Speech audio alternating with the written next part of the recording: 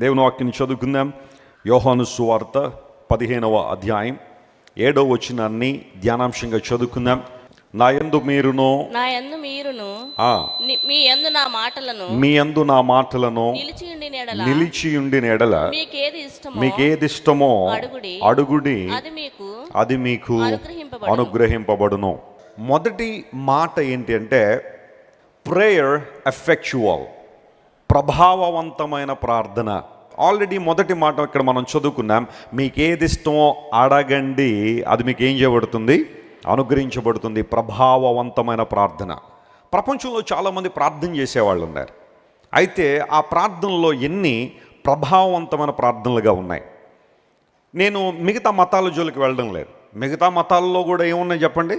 ప్రార్థనలు ఉన్నాయి. వాళ్ళు కూడా ప్రార్థిస్తున్నాము, అభ్యర్థిస్తున్నాము, విన్నవించుకుంటున్నాము అనే మాటలు వాళ్ళు కూడా వాడతారు. మహమ్మదీ సోదరులు ప్రార్థనలు చేస్తారు, హైందవ సోదరులు ప్రార్థనలు చేసేవాళ్ళు ఉన్నారు. ఇంకా రకరకాల మతాలన్నీ కూడా చూసుకుంటా ఉంటే ప్రార్థనా విధానాలు ప్రతి ఒక్కరిలో ఉన్నాయి. ఒక్కొక్కరు ఒక్కొక్క విధానంలో పిలుస్తుంటారు. భగవంతుల్లో లీనమవడం, పరమాత్మలో కలిసిపోవడం, ఇలాంటివన్నీ మాటలు చాలామంది వాడుతూ ఉంటారు. Forget about all the religions in the world. Let's come into Christianity. క్రైస్తవ్యంలోకి వస్తే క్రైస్తవ్యంలో కూడా చాలామంది ప్రార్థనలు చేస్తారు. కానీ అన్ని ప్రార్థనలు ప్రభావవంతమైన ప్రార్థనలు కాదు. వాటిల్లో కొన్ని ఆచార సంబంధమైన ప్రార్థనలు ఉంటాయి. ఆ ప్రార్థనలు ఎలా ఉంటాయి తెలుసా? ఓ పేపర్ మీద రాసుకుని వస్తారు, వాటిని రోజు ఏం చేస్తారు? కొంతమంది చదువుతారు. వాటిని ఆచార సంబంధమైన ప్రార్థనలు అంటారు.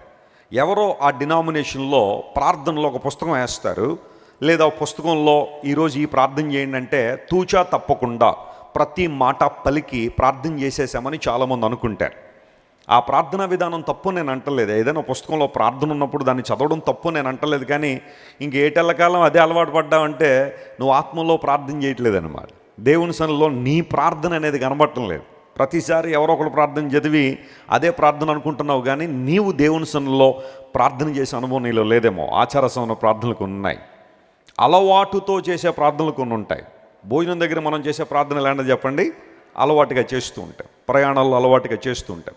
వాటిని ప్రభావవంతమైన ప్రార్థనలు లెక్కేసేయకండి. ప్రతిసారి ఒక ఎవరిని వస్తుంది అడిగాను, బాబు రోజుకి ఎన్నిసార్లు ప్రార్థన చేస్తావు? 3 సార్లు ప్రార్థన చేస్తానండి దానియేలులా అన్నాడు. 3 సార్లు ప్రార్థన చేస్తున్నాను చెప్పచ్చు కదా, మళ్ళీ దానియేలులాగా ఎందుకు అంటే ఆయన ఏదో ఒకటి చెప్పాలనుకున్నాడు. ఏంటి ఆ సంగతి అంటే 3 పూటలు ఎప్పుడంటే 3 సార్లు తింటానన్నా నేను, తినే ప్రతిసారి ప్రార్థన చేస్తాను, దానియేలు ప్రార్థన కాదా అన్నాడు. దానియేలు భోజనం ముందు ప్రార్థన చేసినాను ఉందా బైబిల్లో? ప్రార్థన చేస్తే ఎక్కడ వేస్తా ఉన్నారు చెప్పండి? సింహాల బోనులో వేస్తా ఉన్నప్పుడు అలవాటుగా అంటే యథాప్రకారంగా దానియేలు యెరూషలేము వైపుగా కిటికీ తెరిచి ప్రార్థన చేశాడు. ఒక శ్రమ వస్తుంది, ప్రార్థన చేస్తే ఆశీర్వాదం సంగతి అలా పెట్టండి. ప్రార్థన చేస్తే ప్రాణాపాయం ఉంది, లైఫ్ రిస్క్లో పడిపోతూ ఉంది, ఒక డేంజర్ ముందుంది ప్రార్థన చేస్తే అన్నప్పుడు కూడా దానియేలు ఏం చేశాడు? ప్రార్థన చేశాడు. అది తెగింపుతో కూడిన ప్రార్థన.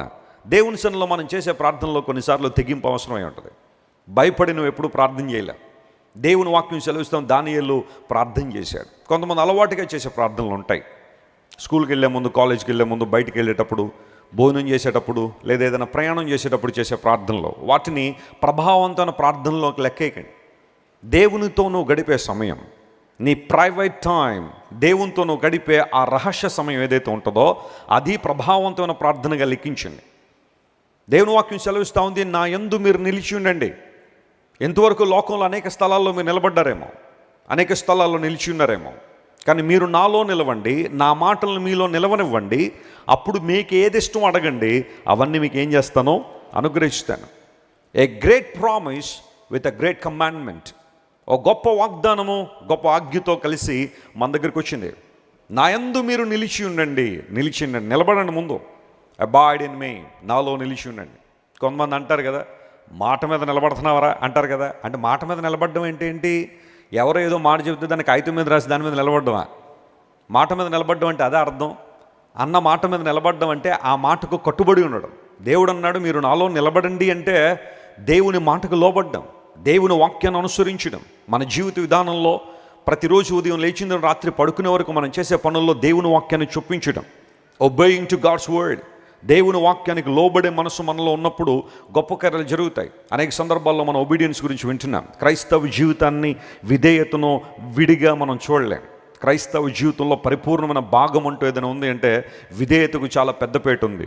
మీరు బైబిల్ ఎవరినైనా తీసుకోండి, విధేయత చూపించిన వారు, దేవుని మాటకు లోబడిన వారు, దేవునిలో నిలిచిన వారు విశిష్టమైన దేవుళ్ళు పొందుకున్నారు. ప్రైజ్ ది లార్డ్, హల్లెలూయా. గొప్ప కార్యాలు వారి జీవితంలో జరిగాయి. అనేక సందర్భాల్లో నేను చెబుతున్నాను, దేవుని మాటకు లోబడడం ద్వారా, దేవునిలో నిలబడడం ద్వారా మీకు ఏది ఇష్టం అడగండి, అది మీకు అనుగ్రహిస్తానని దేవుడు వాగ్దానం చేసినప్పుడు ముందు మనం చెక్ చేసుకోవాల్సింది, నేను దేవుని మాట ప్రకారం జీవిస్తున్నానా, ఆయన ఆత్మానుసారంగా నడుస్తున్నానా, లేదా నా శరీర అనుసారమైన మనసు నాలో ఉందా, లేదా ఆత్మానుసారంగా దేవుని ఆత్మ నడిపింపు ప్రకారం నడుస్తున్నానా అని మనం పరీక్షించుకోవాలి. యెహెజ్కేలుతో దేవుడు మాట్లాడుతున్నాడు, నరపుత్రుడా నువ్వు చక్కగా నిలవడము, నేను నీతో ఏం చేస్తానో మాట్లాడుతున్నాను. మరి ఇప్పుడు మేము కూర్చున్నాం కదండి అంటారేమో. ఈ నిలబడడం కూర్చోవడం గురించి కాదు అక్కడ. దేవుని వాక్యాన్ని మేము కూర్చుని వింటున్నాం కదండి, యెహెజ్కేలు గారు నిలబడమన్నారు కదండి అనడం కాదు అక్కడ. చక్కగా నిలబడు అంటే అర్థం ఏంటంటే నువ్వు అటు ఇటు తిరగడం ఆపు, ఒకసారి నా సన్నిధిలో నిలబడో, నా సన్నిధిలో నిలిచే భాగ్యము నీకు ఇస్తాను. అబాయిడింగ్ ఇన్ గాడ్, దేవునిలో అంటూ కట్టబడడం. యోహాను సువార్త అదే మనకు నేర్పిస్తూ ఉంది. నాకు వేరుగా ఉండి మీరేమీ చేయలేరు, ద్రాక్షావల్లిని నేను తీగలి మేరు, and I'm the vine, you are the branches. నాలో మీరు నిలిచి ఉంటేనే మీరు ఫలిస్తారు, మీరు ఏదైనా సాధిస్తారు. క్రీస్తుకు వేరుగా ఉండి మనం సాధించేది లేదు. అనేక సందర్భాల్లో శ్రమలు వచ్చినప్పుడు, ఏదైనా శోధనలు వచ్చినప్పుడు, ప్రతికూలతలు వచ్చినప్పుడు అపవాది మనల్ని ప్రేరేపించే ఒక విషయం ఏంటంటే, ప్రభువుని అంగీకరించిన వాళ్ళకి వచ్చిన లాభం ఏంటి, ఆయన తెలుసుకోవడం వల్ల నువ్వు పొందిన ప్రయోజనం ఏంటి, యేసుక్రీస్తు ప్రభుని హృదయంలో చేర్చుకోవడం ద్వారా నువ్వు ఏ ప్రయోజనాన్ని పొందుకున్నావు చూడు. స్నేహితులందరూ వదిలేశారు నిన్ను, బంధువులు చూడు హేళన చేస్తున్నారు నిన్ను, నీ భర్త చూడు నిన్ను వదిలిపెట్టేశాడు, లేదా నీ పిల్లలు చూడు నీకు వ్యతిరేక్తం అయిపోయారు, వాళ్ళు చూడు వీళ్ళు చూడు అని చెప్పి అపవాది చాలాసార్లు దేవుణ్ణి పట్టుకున్నందువలన, దేవుణ్ణి కలిగినందువల్ల నీ కలిగిన ప్రయోజనం ఏంటి, ఆయన విడిచి జీవించిన వాళ్ళే కదా బాగున్నారు అన్నట్టుగా కొన్నిసార్లు కొంతమంది నీ ముందుకు తీసుకొస్తాడు. వారిని ఇంటి పక్క వారు కావచ్చు, నీ ఆఫీసులో ఉన్నవాళ్ళు కావచ్చు, మరొకళ్ళు కావచ్చు. ఈ రోజున విలువలు ప్రక్కన పెట్టి డబ్బులు సంపాదించే వాళ్ళు కొంతమంది ఉంటారు. వారు లోకంలో సక్సెస్ఫుల్ పీపుల్గా కనబడుతుంటారు. విలువలు ప్రక్కన పెట్టి అక్రమమైన జీవితాల్లో డబ్బులు సంపాదించే వాళ్ళు, అది నిజమైన సక్సెస్ కాదు, అది ఫలవంతమైన జీవితం అయితే కాదు. దేవుని లేఖ నువ్వు సెలవిస్తూ ఉంది, మీరు నాలో నిలిచి ఉండండి, కష్టమైన ఇబ్బంది అయిన ప్రతికూలత వచ్చిన నిలబడండి. పౌలు మహాశయుని జీవితాన్ని మనం చూస్తే, ప్రభువును అంగీకరించిన నాటి నుండి పరలోక రాజ్యానికి పిలువబడినంత వరకు పౌలు భక్తుడు ప్రభువులో నిలిచి ఉన్నాడు. ఎన్నో శోధనలు వచ్చాయి, ఇబ్బందులు వచ్చాయి, ప్రతికూలతలు వచ్చాయి, కానీ ఎప్పుడు కూడా తన విశ్వాస జీవితంలో వెనుకకు వెళ్ళిపోలేదు. ఈ రోజుల్లో ఒక ట్రెండ్, కొంచెం బాధించే ట్రెండ్ ఏంటంటే, కొంతమంది ఏదో ఒక ఉద్దేశాలతో ప్రభు దగ్గరికి రావడం, ఆ ఉద్దేశాలు నెరవేరకపోతే, లేదా వారు అనుకున్నది జరగకపోతే, వారు ఏదో ప్రార్థన చేస్తారు, అది జరగకపోతే ప్రభువును వదిలిపెట్టేసి, ఇప్పుడు ట్రెండ్ ఎలా ఉందంటే ఎక్స్ క్రిస్టియన్ అంట. చెప్పండి, ఏ క్రిస్టియన్ అంట? ఇది ఏమన్నా ఎక్స్ ఎమ్మెల్యేనా ఇది, లేదా ఎక్స్ ఎంపీలా? ఎంపీ గారు టర్మ్ అయిపోయిన తర్వాత ఆయన్ని ఎక్స్ ఎంపీ అంటారు, ఎమ్మెల్యే టర్మ్ అయిపోయిన తర్వాత, అతని టెన్యూర్ అయిపోయిన తర్వాత ఎక్స్ ఎమ్మెల్యే అంటారు, ex corporator, ex chief minister. Ex Christian అని ఉందా ఎక్కడైనా? ఏంటి ఆ ట్రెండ్ ఏంటి అంటే, ఒకప్పుడు నేను క్రైస్తవుణ్ణి, ఇప్పుడు నేను అక్కడికి వెళ్ళిన తర్వాత నాకు ఆ విధానాలు నచ్చలేదు కాబట్టి ఇప్పుడు నేను ఎక్స్ క్రిస్టియన్ను, వై క్రిస్టియన్ను, ఏమన్నా ఉన్నాయి అవి? ఎక్స్ క్రిస్టియన్ ఏంటండి? ఒక్కసారి ప్రభువుని రుచి చూచినవాడు, సరైన విధానంలో ప్రభు దగ్గరికి వచ్చినవాడు ప్రభువుని విడిచిపెట్టిన దాఖలాలు ఎక్కడ లేవు చరిత్రలో. నీ భక్తి బలహీనమైంది కాబట్టే, నీ విశ్వాసం బలహీనమైంది కాబట్టే, నువ్వు యేసు ప్రభు దగ్గరికి సరైన ఉద్దేశంతో రాలేదు కాబట్టి, ఆ ఉద్దేశం జరగనప్పుడు వెనకకు జారిపోయావు. నిజంగా యేసయ్యను పట్టుకున్నవాడు జీవితాంతం పట్టుకునే ఉంటాడు, ఎప్పుడు విడిచిపెట్టే ప్రసక్తి లేదు. దేవుని నామమున స్తోత్రం కలుగును గాక. హల్లెలూయా. నీ విశ్వాసం బలమైంది అయితే, నువ్వు ప్రభువులో నిలిచిన వ్యక్తి అయితే, రానే శ్రమలో ఇబ్బందులు రానే, ప్రతికూలతలు రాని, అవమానాలు రాని, నిందలు రాని, ప్రభు కోసం భరించడం కూడా ఆశీర్వాదమే, అది కూడా గొప్ప సాక్ష్యమే. పౌలు మహాశయుడు ప్రభు కోసం ఎన్నో నిందలు పడ్డాడు, ఎన్నో అవమానాలు ఎదుర్కొన్నాడు. పౌలంతటి వాడు కొంతమంది చేత అవమానాలు ఎదుర్కొన్న పరిస్థితి. వాస్తవానికి పౌలు యొక్క జీవితాన్ని పరిశీలన చేస్తే, అతని చరిత్రను తీస్తే, పౌలు ముందు ఎవరైనా నిలబడగలరా? ఆస్తిలో కానీ, జ్ఞానంలో కానీ, తెలివిలో కానీ, అతనుకున్న ఆ పరిస్థితుల్లో కానీ ఎవరైనా నిలబడగలరా పౌలు ముందు? కానీ ప్రభు కోసం అన్ని తగ్గించుకున్నాడు, దేవుని నిమిత్తం వాటిని పెంటగా ఎంచుకున్నాడు. లోక సంబంధ విషయాలను క్రీస్తు కొరకు నిలబడాలనుకున్నాడు కాబట్టే సమస్తాన్ని విడిచిపెట్టి ప్రభువును వెంబడించాడో ఫలించగలిగే జీవితంలో లేదా ప్రభావవంతమైన ప్రార్థన చేసే పరిస్థితుల్లో దావీదుడు ఉన్నాడు. అనేక సందర్భాల్లో పౌలు చేసిన ప్రార్థనలు దేవుడు అంగీకరించి సరైన విధానంలో జవాబునిచ్చాడు. తన మహిమార్థమై పౌలు గారిని వాడుకున్నాడు. బైబిల్లో మీరు ఎవరినైనా తీసుకోండి, ప్రభావవంతమైన ప్రార్థన చేసిన సేవకులు, విశ్వాసులు దేవుని నుండి దీవెనలు పొందుకున్నట్టుగానే మనం చూస్తాం. నేను ఇంగ్లాండ్ దేశం చాలాసార్లు వెళ్ళాను. ఇంగ్లాండ్లో నాకు ఇష్టమైన ప్రాంతాలు కొన్ని ఉన్నాయి. ఆ ప్రాంతాలకు తరచుగా వెళ్తూ ఉంటాను. అందులో ఒకటి బెడ్ఫోర్డ్ షైర్ అని జాన్ బన్యన్ గారు ఉన్న ప్రాంతం. ఇప్పటికి చాలాసార్లు వెళ్ళొచ్చాను. ఎన్నిసార్లు వెళ్ళినా బోర్ కొట్టదు ఆ ప్రాంతాన్ని. వెళ్ళి చూసి జాన్ బన్యన్ గారి హిస్టరీని చదివి ఆ మ్యూజియంలో కాసేపు ఉండి, ఆ ప్రక్కన ఒక చర్చ్ ఉంటుంది, ఆ చర్చ్లో కాసేపు కూర్చుని ప్రార్థన చేసుకుని వస్తాను. ఒక టిపికల్ ఇంగ్లీష్ విలేజ్ని మనం చూడాలంటే బెడ్ఫోర్డ్ వెళ్ళాలి. ఇంగ్లాండ్ దేశంలో కూడా గ్రామాలు ఉంటాయంటే ఉంటాయి. ఆ గ్రామాలు ఎంత బాగుంటాయో తెలుస్తుంది అక్కడికి వెళ్తే. I love that place. ఆ తర్వాత నేను బాగా ఇష్టపడే ప్రాంతం ఇంగ్లాండ్ దేశంలో జాన్ వెస్లీ గారి యొక్క గృహం, జాన్ వెస్లీ గారి యొక్క హౌస్. అంటే మెథడిస్ట్ అనే సంఘాన్ని స్థాపించి ప్రపంచాన్ని సువార్త జ్వాలతో నింపడిన జాన్ వెస్లీ గారు అద్భుతమైన సేవకులు. ప్రభు కోసం, దేవుని కోసం చాలా అద్భుతంగా జీవించాడు ఆయన. ఆయన గృహానికి వెళ్ళినప్పుడు ఆయన ఇల్లంతా కూడా చాలా బాగుంటుంది. ఆయనకు ఒక బెడ్రూమ్ ఉంటుంది, చిన్న బెడ్. జాన్ వెస్లీ గారి స్టేచర్కి చాలా పొట్టివాడు ఆయన, అంత హైట్ ఏం కాదు, చాలా పొట్టివాడు ఆయన. ఆయనకున్న షూ సైజును బట్టి ఆయన స్టేచర్ని లెక్కట్టచ్చు. ఆయన బెడ్ కూడా చిన్నదే. మన ఇంట్లో చిన్నపిల్లలు పడుకునే బెడ్ ఎంత ఉంటుందో అంత బెడ్ ఉంటుంది, దాని మీద పడుకున్నాడు ఆయన. ఆ బెడ్రూమ్ ప్రక్కనే ఒక రూమ్ ఉంటుంది, చిన్న రూము, మన ఇంట్లో బాత్రూమ్ సైజులో ఉంటుంది ఆ రూమ్. దానికి అనేక మంది దేవుని బిడ్డలు పేరు పెట్టిన ఓ పేరేంటో తెలుసా? ఆ రూమ్ చాలా చిన్నగానే ఉంటుంది. Every morning 4 o'clock లేచేవాడు దావీదుడు. 6 గంటల దాకా ప్రార్థన చేసేవాడు. 2 గంటల రోజు ప్రార్థన అనుభవాన్ని. ఆ రూమ్కి ఏమని పేరు పెట్టారు తెలుసా? Power house of gods mission అని పేరు పెట్టారు. పవర్ హౌస్ అనే పేరు పెట్టారు. ఎక్కడి నుంచే శక్తి ఉత్పన్నమవుతుంది, దేవుని కార్యాలు స్పష్టంగా జరిగాయని. ఇంగ్లాండ్ దేశంలో దైవజనుడు దేవుని వాక్యం అందిస్తున్నప్పుడు బార్ షాపులు మూతలు పడ్డాయి, వ్యభిచార నిలయాలు మూసేశారు. అనేక మంది ప్రభువుని అంగీకరించిన ద్వారా ఒక ఉజ్జీవాన్ని దేవుడు ఆ ప్రాంతంలో తీసుకొచ్చాడు. ఆయనకు తోడు ఆయన సహోదరుడైన చార్ల్స్ వెస్లీ గారు. ఆయన కూడా అద్భుతమైన స్పీకరే. కానీ దేవుడు అతని మీద ఉంచిన విశిష్టమైన అనాయింటింగ్ ఏంటి అంటే పాటలు రాసే వరాన్ని ఇచ్చాడు. చార్ల్స్ వెస్లీ తన లైఫ్ టైంలో 9,000 పాటలు రాశాడు. 9,000 పాటలు. చిన్న విషయం కాదు అది, మాట్లాడుకుంటే చిన్న విషయం కాదు. అంటే తన జీవితంలో రోజుకి ఒక సర్టన్ నెంబర్ ఆఫ్ సాంగ్స్ రాస్తూనే ఉండేవాడు ఆయన. సంగీత పరీక్షలో దేవుడు చాలా బలంగా వాడుకు. 2 అన్నదమ్ములు కూడా ఇంగ్లాండ్ దేశాన్ని ఒక మలుపు తిప్పేశారు. ప్రభు కోసం అనేక మందిని సంపాదించగలిగారు. జాన్ వెస్లీ గారి యొక్క జీవిత రహస్యం ఏంటి అంటే అంత ప్రభావవంతంగా దేవుని కోసం పనిచేయడానికి కారణం ఏంటంటే ఆ పవర్ హౌస్లో కూర్చునేవాడు. రోజు వెళ్ళి ఆ ప్రార్థనా గదిలో దేవుని సన్నిధిలో ప్రార్థన చేసేవాడు. Do you have a designated place for prayer my friend? నీకంటూ ఒక ప్రార్థనా స్థలం ఉందా మీ ఇంట్లో? నీకంటూ ఒక ప్రార్థన చేసే చోటు ఒకటి ఉందా? ప్రతిరోజు నీ దేవుణ్ణి కలుసుకునే స్థలం ఒకటి ఉందా? కొంతమంది ఫోన్ మాట్లాడే ప్లేస్ ఉంటుంది, అక్కడికి వెళ్ళి మాట్లాడితే ఎంత ఆనందంగా ఉంటుంది. ఆ సోఫాలో లేకపోతే ఏదో ఉంటుంది, అక్కడ కూర్చుని అమ్మా అని మొదలు పెడతారు. గంటలు 3 గంటలు మాట్లాడి అమ్మా మళ్ళీ చేస్తాను నీతో ఇంకా మాట్లాడాలని ఉంది. 3 గంటలు కూడా 3 నిమిషాల్లాగా ఉంటుంది వాళ్ళకి. తల్లితో ఎంతసేపు మాట్లాడినా గంటలైనా మళ్ళీ చేస్తాను ఇంకా సరిపోలేదు అన్నట్టుగా ఉంటుంది. లేదా ఇష్టమైన వాళ్ళతో మాట్లాడేటప్పుడు సమయమే గుర్తురాదు మనకు కదా. 1 గంట 1 నిమిషంలాగా, 2 గంటలు 2 నిమిషాల్లాగా అయిపోతుంటుంది. Do you have that experience while talking to God? దేవునితో మాట్లాడే అనుభవం ఎప్పుడైనా 3 గంటలు మాట్లాడి తనివి తీరట్లేదు నాయన 3 నిమిషాలు ఉందని ఎప్పుడైనా చెప్పావా? మనం రివర్స్ 3 నిమిషాలు ప్రార్థన చేసి 3 వారాలకి సరిపడా ప్రార్థన చేశాను అనుకుంటాం మనం. 5 నిమిషాలు ప్రార్థన చేస్తే ఇంకా 5 వారాలు మనకు ప్రార్థన గుర్తురాదు. ప్రార్థన చేసామంటే చేశాను ఎప్పుడు? సెప్టెంబర్ 5వ తారీఖున. మరి ఈరోజు ఆల్రెడీ అక్టోబర్ వచ్చేసింది కదమ్మా. ఇంకా ఆ ప్రార్థన అప్పటిదాకా వాడేసుకోవడమే.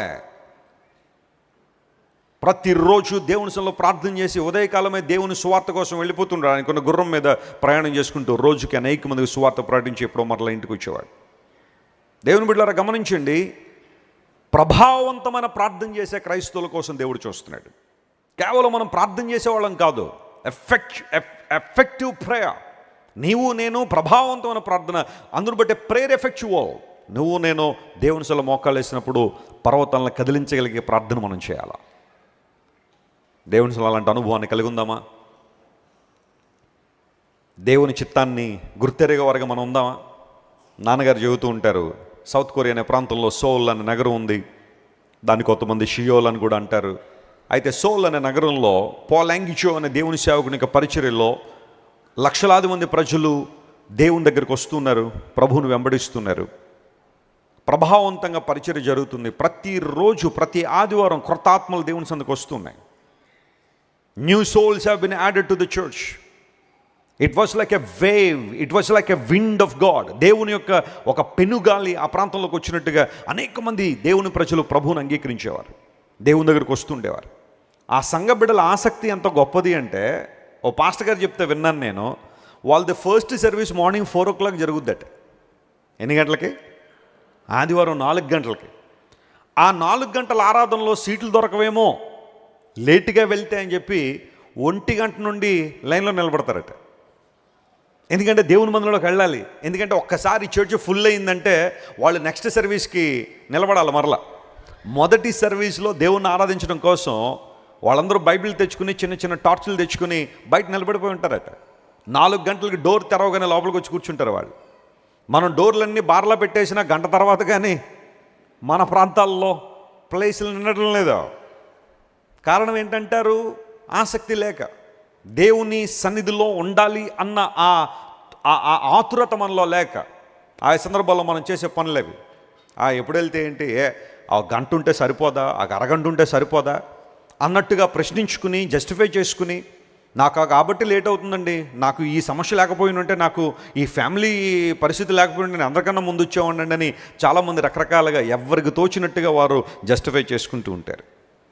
అయితే ఆ పరిచర్య అంత అభివృద్ధి పొందడానికి కారణం ఏంటంటే, ఎఫెక్టివ్ ప్రేయర్ మౌంటైన్ అని ఒక కొండను వారు తొలిచి దానిలో చిన్న చిన్న రంధ్రాలు చేసి ప్రేయర్ రూమ్స్గా మార్చి సంఘ బిడ్డలందరినీ రమ్మంటే చాలామంది ఆ పర్వతం మీదకి లేదా కొండ మీదకి 2 రోజులు 3 రోజులు కేటాయించుకుని వెళ్ళిపోయి ప్రార్థనలు చేస్తూ ఉంటారు. ఒక సర్టన్ థింగ్ కోసం, ఒక స్పెసిఫిక్ థింగ్ కోసం, వారి జీవితంలో దేవునికి అనుగ్రహం కోసం, ఒక అద్భుతం కోసం, పరిచర్య అభివృద్ధి పొందడం కోసం, అపవిత్రాత్మ శక్తుల ప్రాబల్యం అణిచివేయబడినట్లుగా దేవుని సంఘం అంతా కలిసి ప్రార్థన చేస్తూ ఉంటే అద్భుతాలు ఎందుకు జరగలేదు? ఆశ్చర్యకారాలు ఎందుకు జరగలేదు? మనకు ఆ పట్టుదల ఎందుకు రావట్లేదు ప్రార్థన విషయంలో? ప్రభువా, మా రాజమండ్రి పట్టణం కదిలించబడాలి. ఇంకా నీవు తెలియని వారు అనేక మంది ఉన్నారు ఆయన రాజమండ్రిలో. నీ ప్రేమ తెలియని వారు చాలామంది ఉన్నారు. నీ సిలువ త్యాగాన్ని గురించిన అవగాహన లేని వారు మా పట్టణంలో చాలామంది ఉన్నారయ్యా. వారికి నీ ప్రేమ వార్తను ప్రకటించే ఆధిక్యత మాకు దయచేయండి. వారి బండ మొండి హృదయాలు కదిలించండి ఆయనని దేవుని సల మనం ఏం చేయాలా? ప్రార్థన చేయాలా? అలాంటి ప్రార్థన అనుభవం మనలో ఉందా? విజ్ఞాపన చేసే ఆత్మ మనలో ఉందా? మన కోసం మనమే ప్రార్థన చేసుకోలేని దుస్థితిలో ఉన్నప్పుడు ఇంకా మిగతా వాళ్ళ కోసం ఏం ప్రార్థన చేయగలుగుతాం? నీ ప్రార్థన ప్రభావవంతంగా ఉండునుగాక. ఆమేన్. మీరు నాలో నిలిచి ఉండండి, నా వాక్యం మీలో నిలిచి ఉండనివ్వండి. అప్పుడు మీకు ఏది ఇష్టమో అడగండి, అవన్నీ మీకు ఏం చేస్తానో అనుగ్రహిస్తాను. యూజువల్గా మనం ఆ కొటేషన్ లేకపోతే ఆ వాగ్దానాన్ని తీసుకున్నప్పుడు, ప్రభువా ఏది ఇష్టం అడగమన్నావు కదా, నాకు ఇచ్చే, ఇది నాకు ఇష్టం, ఇలా ఉంటే నాకు ఇష్టం, వీళ్ళంటే నాకు ఇష్టం, వాళ్ళు నాకు కావాల్సిందే అని కొంతమంది రాంగ్ ఇంటెన్షన్లో దేవుని సన్నిధిలో ప్రార్థనలు చేస్తుంటారు గంటల తరబడి. అయితే బైబిల్ సెలవిస్తూ ఉంది, నీ ప్రార్థన సరైన విధానంలో ఆధ్యాత్మిక ఆశీర్వాదాల కోసం పోరాడే వ్యక్తిగా, దేవుని సన్నిధిలో దేవుని చిత్తానుసారంగా పోరాడే వ్యక్తిగా నువ్వు ఉంటే అంతకన్నా ఆశీర్వాదం మరొకటే ఉంది. ఎపఫ్రా అనే ఒక దైవజనుడు, కొలసే సంఘాన్ని నడిపిస్తున్న నాయకుడు, యవన కాలంలో ఉన్న యవన బిడ్డ దేవుని సన్నిధిలో ఒకందుకు ప్రార్థన చేస్తున్నాడని, పోరాడుతున్నాడని పౌలు ఓ చక్కని మాట సెలవిచ్చాడు. కొలసీలకు రాసిన పత్రిక 4వ అధ్యాయం 12వ వచనం మనం చదివితే అక్కడ ఈ మాట రాయబడింది. Colossians chapter 4 and verse 12. కొలసీలకు రాసిన పత్రిక 4వ అధ్యాయం 12వ వచనాన్ని మనం చదువుతున్నాం. మీలో ఒకడును క్రీస్తు యేసు దాసుడును నాయన ఎపఫ్రా మీకు వందనములు చెప్పుచున్నారు. ఈ మాట చెప్పండి. మీలో ఒకడు అని ఉందా, లేకపోతే ఆయన ఎక్కడో మీలో ఒకడును ఓ ప్రత్యేకమైన వాడని ఉందా? మీలో ఒకడే. ఏలియా మనలాంటి స్వభావం కలిగిన వాడే. ఎపఫ్రా మీలో ఒకడే. అయితే తను దేవుని చిత్తానుసారంగా పోరాడాలని నిర్ణయించుకున్నాడు కాబట్టి ఓ చక్కని మాదిరికరంగా ఉన్నాడు. అతడు మీకు వందనాలు చెబుతున్నాడు. ఎందుకు ఆయన ప్రార్థనలో పోరాడుతున్నాడు అంటే అక్కడ పౌలు భక్తుడు కొన్ని మాటలు రాశాడు. చూడండి, ఆ మాటను గమనిద్దాం. మీరు సంపూర్ణులను ప్రతి విషయములో దేవుని చిత్తమును గూర్చిన సంపూర్ణ ఆత్మ నిశ్చయత గలవారునై నిలకడగా ఉండవలనని ఇతడు ఎల్లప్పుడూను మీ కొరకు తన ప్రార్థనలో ఏం చేస్తున్నాడు? పోరాడుతున్నాడు. స్తోత్రం చెప్పండి. హల్లెలూయా. ప్రార్థన అంటే నిద్రపోవడమా? ప్రార్థన అంటే పోరాడమా? కొంతమంది ప్రార్థించుకుందాం అనగానే ముసుగేసి నిద్రపోతూ ఉంటారు, లేకపోతే ముసుగు లేకుండా కూడా నిద్రపోతున్నాం అని అంటున్నారు కొంతమంది. That's okay. ప్రార్థన అంటే నిద్రపోవడం కాదు, ప్రార్థన అంటే పోరాడడం. ప్రార్థన అంటే పోరాడడం. The prayer is a spiritual battle. ఆత్మ సంబంధమైన రోలంలో పరిశుద్ధాత్మ శక్తితో పోరాటాన్ని సలపడం ప్రార్థన అంటే. ఎందుకు ఎపఫ్రా పోరాడుతున్నాడు? కొలసే సంఘాన్ని గురించిన అనుకున్న అవగాహన ఏంటి? సంఘం కేవలం సంఖ్యలో మాత్రం అభివృద్ధి పొందడం కాదు, సంఘము కేవలం సంఖ్యాపరంగా దీవెన పొందడం మాత్రమే కాదు, సంఘములో ఉన్న ప్రతి ఒక్కరూ కూడా సంపూర్ణ ఆత్మ నిశ్చయత గలవారై ఉండాలని, దేవుని చిత్తాన్ని ఎరిగిన వారుగా ఉండాలని, వారు సంపూర్ణులై ఉండాలని. చెప్పండి, ఎలా ఉండాలంటే వాళ్ళు సంపూర్ణులై ఉండాలని, పూర్ణమైన దేవుని అనుభవాల్లో వారు ఎదగాలని. సగం సగం భక్తో, సగం సగం విశ్వాసమో, సగం సగం ప్రేమో కాదు, సంపూర్ణంగా దేవునిలో బిడలు వర్ధిల్లాలని ఎపఫ్రా కొలస్సే సంఘం కోసం ఏం చేస్తున్నాడు? ప్రార్థిస్తున్నాడు. దేవుని సంఘంలో ప్రార్థన ప్రార్థన ప్రార్థన. అలాంటి అనుభవాన్ని మనం నేర్చుకుందామా? ప్రభావవంతమైన ప్రార్థన. అందును బట్టే ఎపఫ్రా కొలస్సే పట్టణంలో చాలా బలంగా వాడబడ్డాడు. కొలస్సే అనే ఆ ప్రాంతము గ్రీసు దేశంలో ఒక ప్రాముఖ్యమైన ప్రాంతం అయినప్పటికీ కూడా అన్య జనాంగం ఎక్కువగా నివసించే ఆ ప్రాంతంలో యేసుక్రీస్తు ప్రభు దైవత్వాన్ని ఎరిగారు. ఆ కారణాన్ని బట్టే పౌలు మహాశయుడు కొలస్సే పత్రిక రాస్తూ యేసుక్రీస్తు ప్రభు దైవత్వాన్ని గురించి చాలా స్పష్టంగా మాట్లాడాడు. మీరు ఇంటికి వెళ్తారు చదివితే కొలస్సే 2:9 చదివితే దైవత్వం యొక్క సర్వపరిపూర్ణత యేసు ప్రభులో నివసిస్తుంది అన్నాడు. దైవత్వం యొక్క పరిపూర్ణత ఎవరిలో ఉంది? యేసు ప్రభులో ఉంది. కొంతమంది యేసు ప్రభు దేవుడని ఎక్కడుందండి బైబిలు అంటే ఇవన్నీ రెఫరెన్స్లే. యేసు ప్రభు దేవుడు అనడానికి ఇవన్నీ రెఫరెన్స్లే. కొలస్సై 2:9 పౌలు భక్తుడు చాలా క్లియర్గా చెప్పాడు, దైవత్వం యొక్క సర్వ పరిపూర్ణత యేసు ప్రభులో ఉంది అని. యేసు ప్రభు దేవుడని బైబిల్ నిర్ద్వందంగా సెలవిస్తూ ఉంది. ఈ రోజుల్లో చాలా అబద్ధ బోధలు, తప్పుడు బోధలు, యేసు ప్రభు ఔన్నత్యాన్ని తగ్గించే బోధలు చాలా ఉన్నాయి. జాగ్రత్త సుమ. అలాంటి ఎప్పుడైనా బోధలు మీరు వింటే మీరు విన్నది అది కాదు, జాగ్రత్త గుర్తుపెట్టుకోండి. ప్రతి ఆదివారం మీకు బోధిస్తున్న బోధన మీరు జ్ఞాపకం చేసుకోండి. యేసు ప్రభు దేవుడు కాదు అని ఎవరైనా వాదిస్తున్నారంటే వాక్యానుసారమైన వాదన కాదు అది. యేసు ప్రభు దేవుడిని ఒప్పుకుంటేనే ఒక వ్యక్తికి రక్షణ. స్తోత్రం చెప్పండి. హల్లెలూయా. ఒక వ్యక్తి ఆత్మరక్షణ పొందుతాడు. నేను మొన్న యునైటెడ్ స్టేట్స్లో న్యూయార్క్ అనే ప్రాంతంలో ఉన్నాము. నేను బ్లెస్సీ గారు ఓ ప్రాంతంలో ఎందుకో అలా వెళ్తే అక్కడ 2 వ్యక్తులు నిలబడి ఉన్నారు. వారిద్దరూ కూడా ఎంత పట్టుదలగా నిలబడి ఉన్నారంటే వారికి సంబంధించిన ఆ డినామినేషన్కి సంబంధించిన ఆ లిటరేచర్ని, సాహిత్యాన్ని అందరికీ పంచిపెడుతున్నారు. సరే, నన్ను పిలిచి నాకు కూడా ఇచ్చారు, తీసుకోండి చదవండి అన్నారు. నాకు తెలుసు వాళ్ళేంటో, ఆ బోర్డు చూడగానే నాకు అర్థమైపోయింది వాళ్ళేంటని తెలిసి, సరే కాసేపు మాట్లాడదాం వెళ్దాం అని చెప్పి దగ్గర నిలబడి కొన్ని ప్రశ్నలు అడుగుతున్నారు. నేను అడుగుతున్న ఏ ప్రశ్నకి సమాధానం చెప్పలేకపోతున్నారు. వాళ్ళకంటూ కొన్ని రెఫరెన్స్లు ఉంటాయి బైబిల్లో, వాటిని మాత్రం తీసుకునే మనం ఎన్ని చూపించినా మళ్ళీ అవే పట్టుకొని, మళ్ళీ ఎన్ని చూపించినా అవే పట్టుకొని ఆఖరికి దేవుడు ఒక ప్రేరేపణ ఇచ్చాడు. చెప్పాల్సిన సువార్తను చెప్పేవాళ్ళు వినకపోయినా, ప్రియులారా, యేసు ప్రభువు గురించిన బోధ, ఆయన గురించిన సువార్త క్లియర్గా చెప్పి, ఇది మీరు నమ్మితే నమ్మండి, నమ్మితే రక్షణ ఉంది, లేకపోతే రేపు పొద్దున ఒకసారి తీర్పులో నిలబడినప్పుడు నేను ఒక ఆయన పంపించాను, మీకు సువార్త చెప్పాను, మీరు వినలేదని దేవుడు ప్రశ్నిస్తారని చెప్పగానే ముఖాలు తెల్లగా, ముఖాలు నల్లగా మారిపోయినాయి. ఇష్టం లేదు వాళ్ళకి. యేసు ప్రభు దైవత్వం ఒప్పుకోవడం ఇష్టం లేదు. ఎంతసేపు చూసినా యేసు ప్రభు మిఖాయేల్ అనే దేవదూత బైబిల్లో ఉన్నాడు, ఆ మిఖాయేల్ అనే దేవదూత యేసు ప్రభులోకి వచ్చాడు. యేసు ప్రభుకి దేవదూతకి తేడా లేదా? దేవదూతలు ఆరాధిస్తున్న ఆరాధికుడు ఆయన. దేవుడు నామమున స్తోత్రం కలుగును గాక. ఆరాధనీయుడు ఆయన. అంతేగాని దేవదూతతో సమానం చేసి యేసు ప్రభుని మిఖాయేల్ అంటే బైబిల్ ఒప్పుకోలేదు ఆ విషయాన్ని. దైవత్వం యొక్క సర్వ పరిపూర్ణత క్రీస్తులో ఉంది కాబట్టే కొలస్సే సంఘం కోసం ప్రార్థిస్తున్నాడు. సంఘము సత్యములు అభివృద్ధి పొందాలి, భక్తిలో ఎదగాలి, దేవుని కార్యాల్లో వారు ముందుకు సాగిపోవాలి.